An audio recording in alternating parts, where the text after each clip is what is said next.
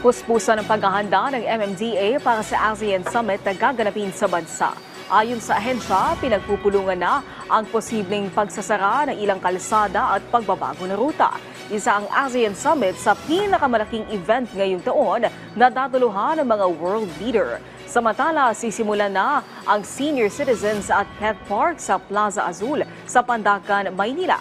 Tataniman ito ng mga puno at lalagyan ng espasyo kung saan pwedeng mamasyal at mag-ehersisyo. Target umano itong tapusin sa loob ng 5 buwan.